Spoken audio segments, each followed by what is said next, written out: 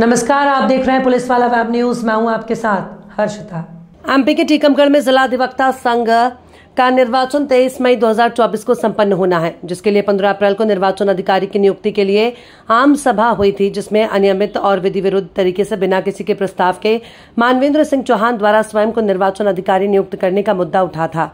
उल्लेखनीय है कि उन्होंने इस बात को बार बार दोहराया कि रघुवीर सिंह तोमर, जो 3 बार अध्यक्ष रह चुके हैं, उन्हें फिर से चुनाव लड़ाना होगा और उनका फॉर्म निरस्त करने के लिए मैं निर्वाचन अधिकारी बना हूं। आरोप है कि सभी में मौजूद मीडिया कर्मियों और अधिवक्ताओं को मानवेंद्र सिंह ने बाहर जाने के लिए कहा और मनमानी जारी रखी।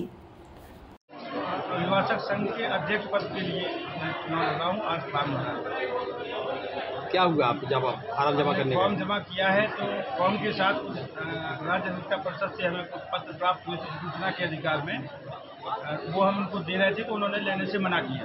उन्होंने कहा कि हम ऐसे पत्र नहीं ले सकते, हमें राज्य अधिवक्ता परिषद ने मना किया है कि आप कोई भी पत्र नहीं लेंगे।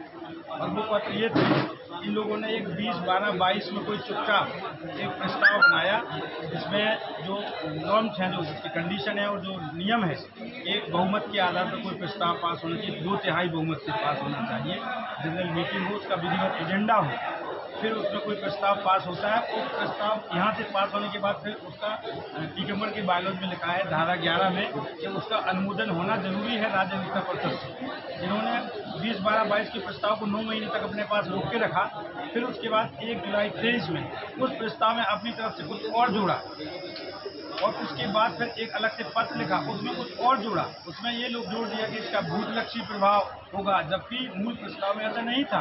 1 जुलाई 23 को जो इन्होंने पत्र लिखा उसमें लिख दिया कि वो ऐसा व्यक्ति जो 2 बार भी पद पर रह चुका है या अध्यक्ष पद पर रह चुका है, वो फॉर्म ही नहीं डालेगा। ये मतलब अपनी तरफ से जोड़ते गए।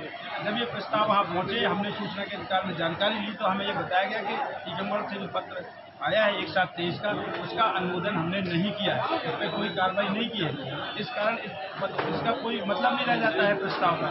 तो निर्वाचन क्या निष्पक्ष नहीं है? बिल्कुल निष्पक्ष नहीं है। शुरू से ही निर्वाचन अधिकारी महोदय ये बिल्कुल ओबायसली पब्लिकली ये कह रहे हैं कि हम इसलिए बने हैं कि हमें रघुवीर सिंह तोमर का फॉर्म निरस्त करना है। इस प्रकार से लगातार कह रहे हैं और इसी कारण से वो पत्र नहीं ले रहे।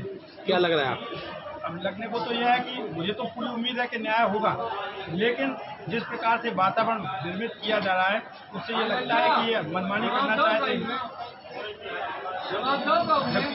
उधर से राज्य अधिवक्ता परिषद से ये भी निर्देश आए हैं कि आपको मॉडल बायलॉज के हिसाब से चुनाव कराना है, जो पूरे प्रदेश पर प्रभावी है।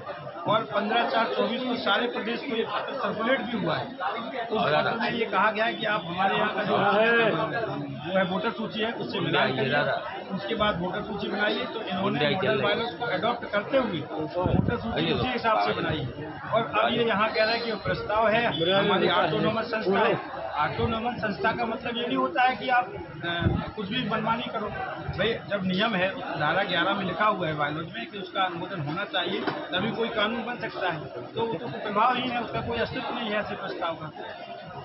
और जब मॉडल बायलॉज अगर लागू आप कर रहे हैं तो टीकमगढ़ के बायलॉज का या प्रस्ताव का तो प्रश्न ही नहीं रहता है, तो खत्म हो जाएगा। अगर वो निरस्त कर देंगे तो आप क्या करेंगे? अगर निरस्त कर देंगे तो उसके खिलाफ जो कार्रवाई है, अपील की कार्रवाई अपील करेंगे, माननीय हाईकोर्ट में रिट लगाएंगे।